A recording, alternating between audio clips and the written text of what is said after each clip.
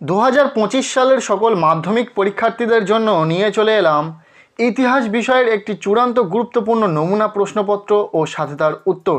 এই প্রশ্নপত্রে থাকা প্রতিটা বড় প্রশ্ন ভীষণ গুরুত্বপূর্ণ, পরীক্ষাতে আসার মতো প্রশ্ন। কাজেই প্রশ্নপত্রে থাকা প্রতিটা বড় প্রশ্ন যদি তোমার খুব ভালো করে পড়া থাকে তাহলে আশা রাখবো সামনের টেস্ট ও ফাইনাল পরীক্ষাতে এখান থেকেই প্রশ্ন তোমরা কমন পাবে। কাজেই তোমরা যারা ইতিহাস বিষয়ে খুব ভালো রেজাল্ট করতে চাও ভিডিওটি শেষ পর্যন্ত দেখো এবং প্রশ্নপত্রে থাকা প্রশ্নগুলো খুব ভালো করে পড়ে রাখো। প্রথম থেকে সম্পূর্ণ প্রশ্নপত্রটি দেখে নেব। প্রশ্নপত্রে একের দাগে বলা হচ্ছে সঠিক উত্তরটি নির্বাচন করো। এখানে 20টি এমসিকিউ টাইপ প্রশ্নের উত্তর লিখতে হবে। প্রতিটি প্রশ্নের মান 1 করে, টোটাল 20 নম্বর রয়েছে। প্রথম প্রশ্ন, আন্তর্জাতিক নারী দিবস পালিত হয়, উত্তর হবে অপশান ক 1975 খ্রিস্টাব্দে। এরপর দ্বিতীয় প্রশ্ন, সোমপ্রকাশ পত্রিকাটি হলো, উত্তর হবে অপশান গ সাপ্তাহিক পত্রিকা। নেক্সট 1.3 দাগের প্রশ্ন, হুল কথাটির অর্থ হলো, উত্তর হবে অপশান ঘ বিদ্রোহ। এরপর 1.4 দাগের প্রশ্ন, দামিন ই কোহ শব্দের অর্থ কী, উত্তর হবে অপশান ক পাহাড়ের প্রান্তদেশ। নেক্সট 1.5 দাগের প্রশ্ন, ভারতের নিম্নবর্গের ইতিহাস চর্চার প্রবর্তক হলেন, উত্তর হবে অপশান ঘ রণজিৎ গুহ। 1.6 দাগের প্রশ্ন, জীবনের জলসাঘর কার লেখা, উত্তর হবে অপশান খ মান্না দে। 1.7 দাগের প্রশ্ন, বাংলার নানা সাহেব নামে কাকে বলা হয়, উত্তর হবে অপশান ক রামরতন মল্লিক।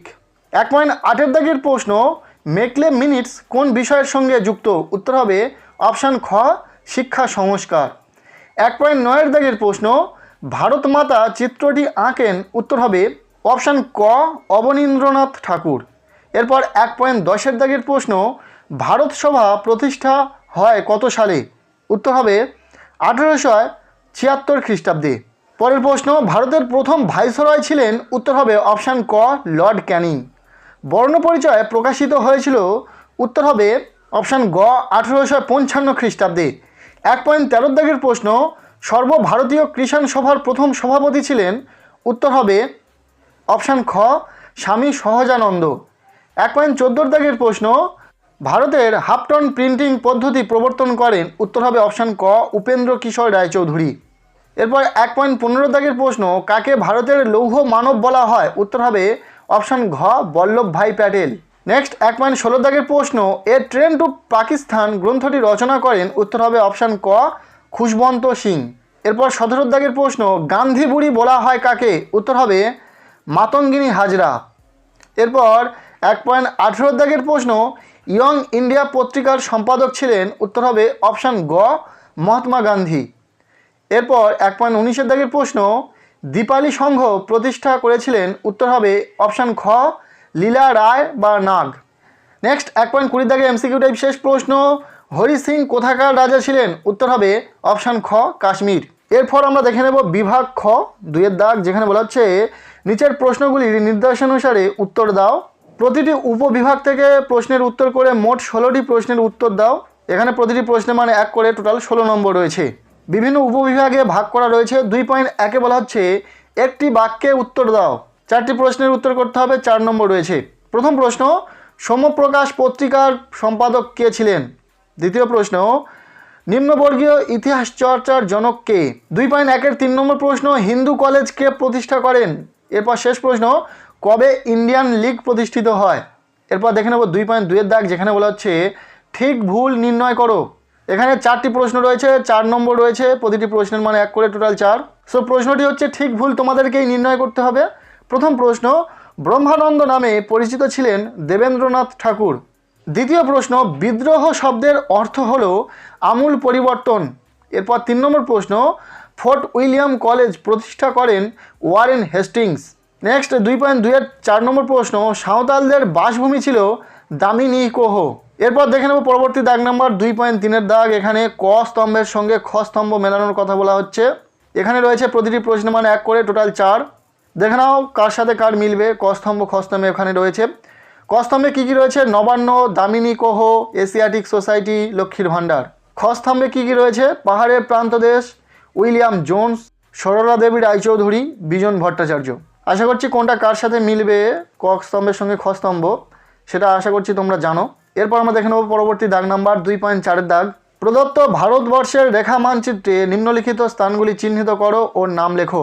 তোমরা জানো যে ইতিহাস পরীক্ষাতেও তোমরা ম্যাপ পয়েন্টিং পাবে, চারটি পয়েন্ট পরীক্ষার প্রশ্নপত্রে থাকবে, যেগুলোকে তোমাদের ম্যাপে উল্লেখ করতে হবে স্থানগুলোকে। সো এই প্রশ্নপত্রে কী কী রয়েছে? দেশীয় রাজ্য জুনাগড়, মহাবিদ্রোহের এলাকা, সাঁওতাল বিদ্রোহের এলাকা এবং বাংলায় ওয়াহাবি আন্দোলনের কেন্দ্র বারাসাত। পরীক্ষাতে 4 নম্বর কিন্তু এখানে থাকছে।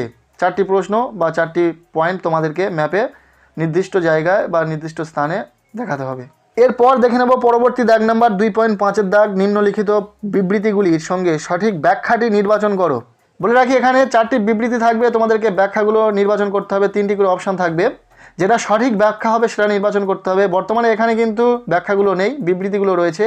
প্রথম বিবৃতিতে কি বলা হচ্ছে? 1857 বিদ্রোহকে কেবল সেফাই বিদ্রোহ বলা যায় না। দ্বিতীয়, বিদ্যাসাগরকে নারী মুক্তি আন্দোলনের অগ্রদূত বলা হয়। এরপরের প্রশ্ন, 1835 খ্রিস্টাব্দে মেকলে মিনিটস প্রকাশিত হয়। এবং পরের প্রশ্ন, ব্রিটিশ সরকার অরণ্য আইন পাশ করে। প্রতিটি বিবৃতি 3টে করে ব্যাখ্যা থাকবে, যেটা সঠিক সেটা তোমাদেরকে নির্বাচন করতে হবে।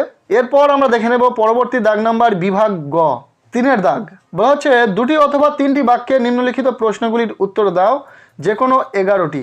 এখানে 2 মার্কের 11টি প্রশ্নের উত্তর তোমাদেরকে দিতে হবে। প্রতিটি প্রশ্নের মান 2 করে, টোটাল 22 নম্বর রয়েছে। প্রশ্ন সংখ্যা পাবে প্রায় 15-16টি, যার মধ্যে থেকে তোমাদেরকে 11টি প্রশ্নের উত্তর লিখতে হবে। প্রথম প্রশ্ন 3.1 দাগে, ইতিহাসের উপাদান রূপে সংবাদপত্রের গুরুত্ব কী? ভীষণ গুরুত্বপূর্ণ রয়েছে।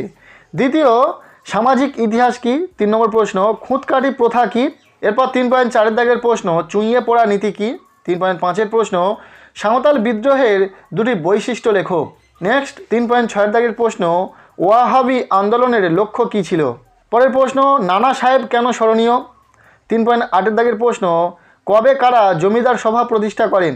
3.9 দাগের প্রশ্ন, কাকে কেন বাংলার গুটেনবার্গ বলা হয়? এরপর 3.10 প্রশ্ন, 19 শতকের দ্বিতীয় অর্ধকে সভা সমিতির যুগ বলা হয় কেন? 3.11 দাগের প্রশ্ন, একা আন্দোলনের কারণ লেখো। 3.12 দাগের প্রশ্ন, কাকে কেন সীমান্ত গান্ধী বলা হয়? 3.13 দাগের প্রশ্ন, চৌরি চৌরা ঘটনা কি? 3.14 দাগের প্রশ্ন, দলিত কাদের বলা হয়? এরপর 3.15 দাগের প্রশ্ন, উদ্বাস্তু কাদের বলা হয়? 3.16 দাগের শেষ প্রশ্ন, দেশীয় রাজ্য বলতে কি বোঝো? 2 মার্কের প্রশ্ন শেষ। এরপর আমরা দেখে নেব বিভাগ ঘ, 4 দাগের প্রশ্ন। বলা হচ্ছে 7-8টি বাক্যে যে কোনো 6টি প্রশ্নের উত্তর দাও। প্রতিটি উপবিভাগ থেকে অন্তত 1টি করে প্রশ্নের উত্তর দাও। এখান থেকে মোট 4 মার্কে 6টি প্রশ্নের উত্তর দিতে হবে। সো 24 নম্বর রয়েছে। এখানে 4টি উপবিভাগে প্রশ্নগুলিকে ভাগ করা রয়েছে। প্রতিটি উপবিভাগ থেকে তোমরা 2টি করে প্রশ্ন পাবে। প্রতিটি উপবিভাগ থেকে অন্তত 1টি করে প্রশ্নের উত্তর দিতে হবে। মোট 6টি প্রশ্নের উত্তর তোমাদেরকে লিখতে হবে। প্রথম উপবিভাগ থেকে প্রথম প্রশ্ন, ইতিহাসের উপাদান হিসাবে সরকারি নথিপত্রের সীমাবদ্ধতা ও গুরুত্ব লেখো। এখানে থাকা 4 মার্কের প্রশ্ন হোক বা 8 মার্কের, প্রতিটা প্রশ্নই কিন্তু ভীষণ গুরুত্বপূর্ণ, পরীক্ষাতে আসার মতো প্রশ্ন। কাজে প্রতিটি প্রশ্নের উত্তর রেডি করে খুব ভালো করে পড়ে নেবে। এরপর দ্বিতীয় প্রশ্ন, প্রাচ্য পাশ্চাত্য বিতর্ক সম্পর্কে আলোচনা করো।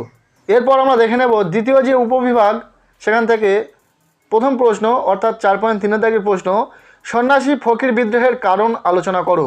এরপর 4.4 দাগের প্রশ্ন, মহারানীর ঘোষণাপত্রের ঐতিহাসিক তাৎপর্য কী? এরপর 3 নম্বর উপবিভাগ 4.5 দাগের প্রশ্ন, ছাপা বইয়ের সঙ্গে শিক্ষা বিস্তারের সম্পর্ক বিশ্লেষণ করো। 4.6 দাগের প্রশ্ন, বিজ্ঞান গবেষণায় বসু বিজ্ঞান মন্দিরের অবদান সংক্ষেপে লেখো।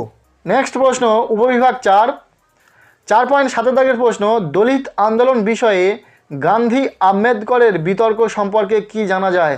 এরপর এখান থেকে 4 মার্কের জন্য শেষ প্রশ্ন 4.8 দাগের প্রশ্ন, সংক্ষিপ্ত টিকা দেশভাগজনিত উদ্বাস্তু সমস্যা। প্রতিটা 4 মার্কের প্রশ্ন ভীষণ গুরুত্বপূর্ণ, পরীক্ষাতে আসার মতো প্রশ্ন, কাজেই খুব ভালো করে পড়ে রাখবে। এরপর আমরা দেখে নেব 8 মার্কের প্রশ্ন বিভাগ উয়া। 5 দাগে বলা হচ্ছে 15 বা 16টি বাক্যে যে কোনো একটি প্রশ্নের উত্তর দাও। 3টি প্রশ্ন থাকবে পরীক্ষাতে, যে কোনো একটি প্রশ্নের উত্তর তোমাদেরকে লিখতে হবে। প্রশ্নের মান রয়েছে 8। প্রথম প্রশ্ন 5.1 দাগে 1857 সালের মহাবিদ্রোহের চরিত্র ও প্রকৃতি আলোচনা করো।